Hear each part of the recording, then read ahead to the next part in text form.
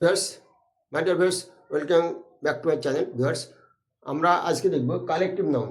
আপনারা সবাই খেয়াল করে দেখছেন যে আমাদের বাচ্চারা কালেকটিভ নাউনটা সহজে বুঝতে পারে না। তারা কালেকটিভ নাউন এবং কমন নাউন এই দুটার মধ্যে গুলিয়ে ফেলে।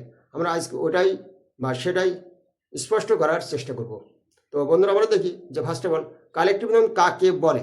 কালেকটিভ নাউন তাকে বলে যে সকল নাউনগুলো দ্বারা কোন ব্যক্তি বা বস্তুকে পৃথকভাবে না বুঝিয়ে তাদের দলকে বোঝায় বা সমষ্টিগতভাবে বোঝায়, তাকে আমরা বলি কালেকটিভ নাউন।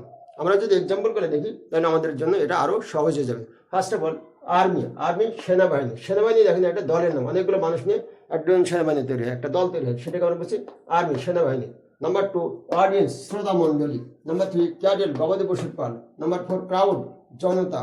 নাম্বার 5 ক্লাস, শ্রেণী। Number 6 committee. নাম্বার 7 গ্রুপ, দল। নাম্বার 8 ফ্যামিলি, পরিবার।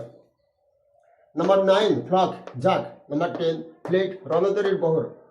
নাম্বার 11 জুরি, বিচারক মণ্ডলী। অর্থাৎ কয়েকজন বিচারক মণ্ডলী নিয়ে যখন একটা দল গঠন করা হয় তখন আমরা সেটাকে বলছি জুরি বোর্ড। তাহলে জুরি, বিচারক মণ্ডলী। নাম্বার 12 হার্ড, পাল। নাম্বার 13 মব, উশৃঙ্খল জনতা।